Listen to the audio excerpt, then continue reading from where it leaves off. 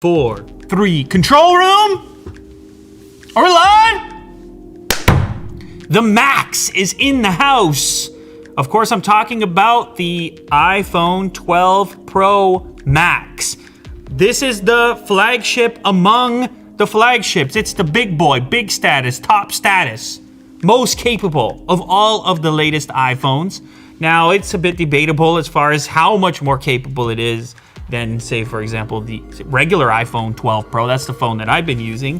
One thing is for certain, it is scaled up. It has grown up. It is physically bigger, and they've got this, of course, this new design approach. So hopefully, even though it's the largest iPhone, hopefully it's fairly manageable. Of course, what you get by scaling the device up is not just a bigger display, but also a bigger battery to go with it. So again, for the power users that are out there, on the iOS side of things, this phone has been the target for you, even though you've had to wait a little bit longer to potentially order this.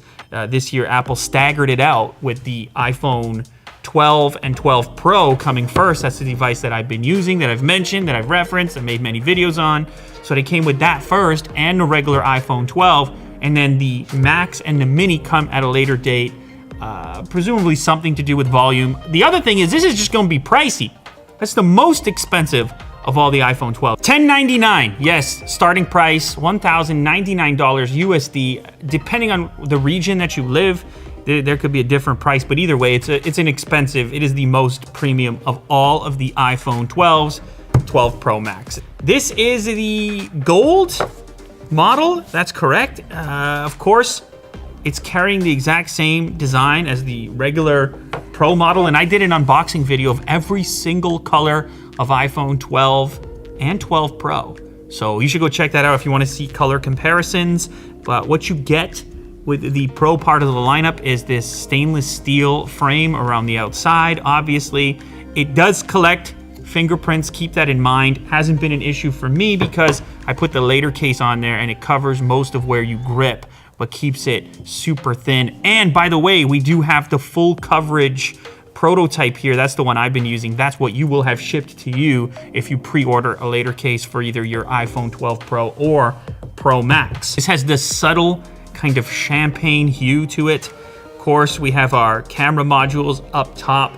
And actually, I'm kind of curious if we're able to spot any difference in that region when compared to the standard iPhone 12, because they are not, oh yes, you can absolutely tell a difference. So there is your regular Pro, and look at the scale difference on the Pro Max.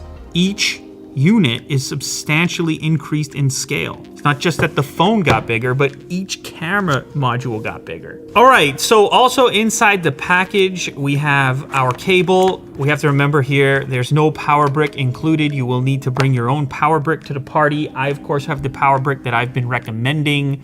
Yeah, so this is the power brick I've been recommending for iPhone. This is the power brick I've been using with the 12 Pro. It's a tiny little 20-watt adapter from Anker, the Anker Nano. I'll link it in the description. I think there's even a discount beyond that because they've been, because Anker's been a sponsor of the channel, so you can check that out. But this kind of gives you the old iPhone power brick with the power of the new iPhone power brick, which you have to buy extra, and it does so for less money than Apple's power brick. So this is kind of a cool little addition. You got to have a faster recharge than whatever old brick you have. You may have like a 5-watt sitting around. Don't use that with a phone like this. Get yourself a 20-watt in the exact same package. It's the Nano. You have your cable. This is a Type-C to Lightning cable. Pretty self-explanatory. We, of course, did not get Type-C on both ends because the iPhone still maintains the Lightning connector, but this is the same for all the models. And then it's a tiny bit of paperwork, SIM tool, and of course your Apple sticker is also inside the package. So I'm just gonna slide over the smaller model. This thing is quite a bit bigger, and it's not just that camera unit. I mean, it's in every direction.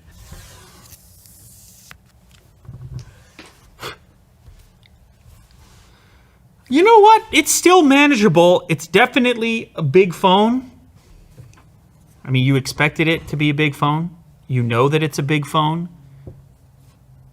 I don't know which one is going to be my preference. I think the main incentive for me to upgrade would probably be the bigger battery. I mean, the battery difference is quite substantial. You've got just over 3,600 milliamp hours over here on the Max model, and on the smaller unit, you're around 2,800 milliamp hours. Now, granted, you've obviously got a different screen size to power up, so it's not a one-to-one type of thing, but you could, I mean, it's fairly safe to say that the Max model is going to be the one you want for battery life, likely. All right, so the device is set up, and honestly, the biggest difference, well, it has differences.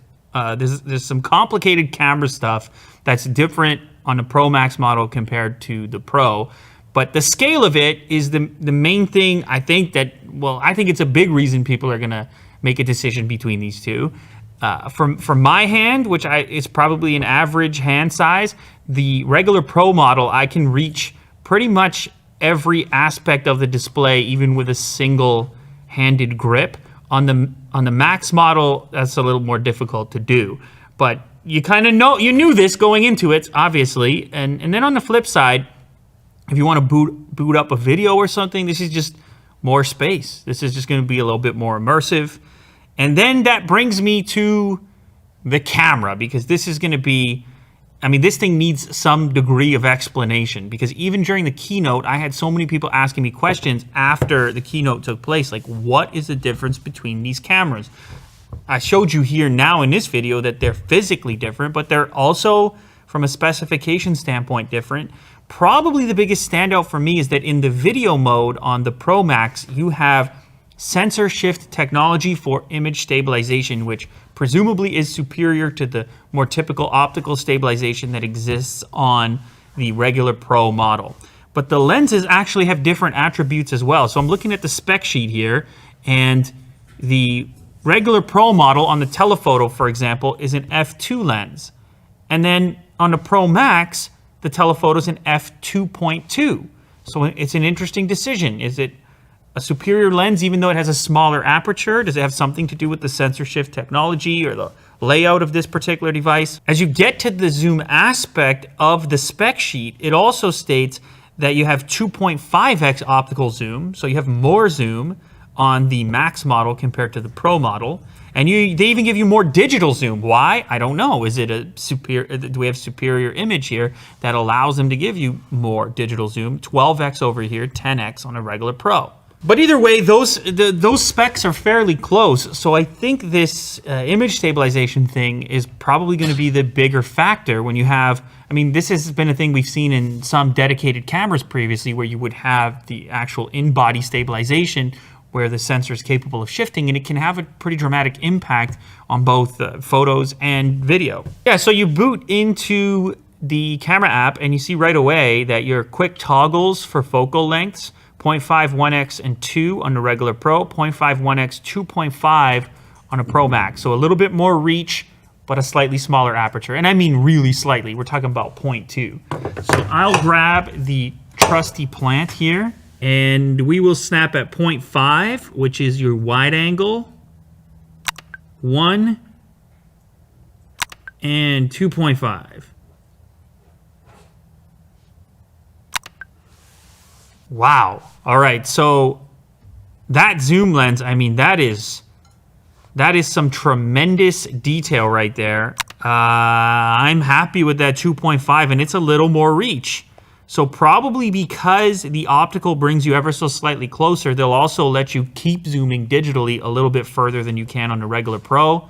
The standard camera, probably the best performer of the bunch for your standard focal range. One thing I'm noticing here, it's not any kind of crazy saturation on the green color of the plant. Is that different from the non-Max model?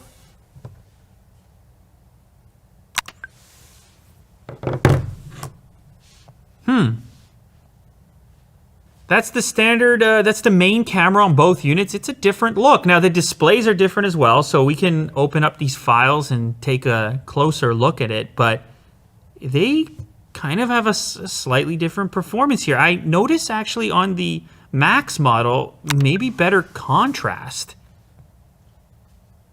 Interesting, but it could also be the display playing a role in this analysis. Oh my God. I mean, it's, for me, I don't know. This is the first time, I'm so curious because it's the first time that Apple has had a significant difference or any difference you could write on a spec sheet between the two Pro models, between their high-end models. It was scale for so long, so all we would have to say is, oh, yep, it's the bigger phone. Maybe you don't even want the bigger phone, but you're sitting there saying for $100 extra bucks, I could have a better performing camera, and you might take that deal. And therefore, now, if you're serious about photography or video on your iPhone, you kind of have to scale up, weirdly. Now, granted, this thing takes absolutely great photos, but I think a lot of people are just going to want the best. And to me, this one looks better. When you add into it the extra image stabilization, the sensor-based image stabilization, I mean, a lot of people are going to be considering the big one because the price difference is actually not all that different if you're okay with scaling your device up to this size. That's another thing I'm curious about the front-facing camera.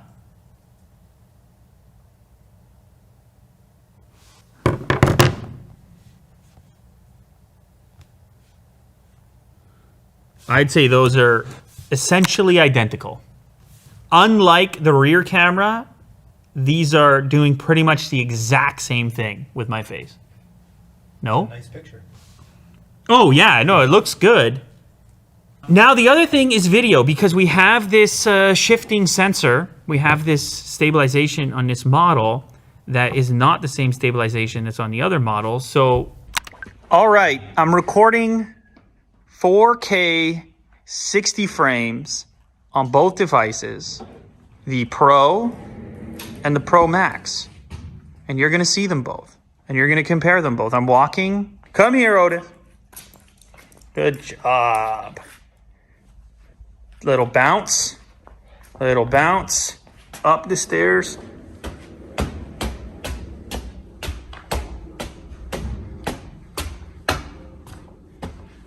Yeah, I feel like I can see a subtle difference. I sort of, when I was shooting it, I felt a slight advantage on the Pro Max model. You know what? They both look good. I'll say that. They both do a fairly decent job of smoothing things out. So anyway, I mean, as far as the stabilization in video is concerned, it's fairly subtle. Maybe it'll be a little bit more significant. You get it blown up on the big display, but there's no doubt that if you can have a sensor shift adding to your image stabilization, it's gonna be a thing that you want. Okay, this is the regular Pro. Max out the volume. These phones have always sounded good.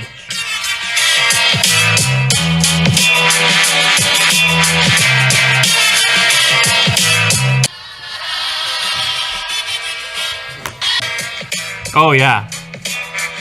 Yep. It has more bass too.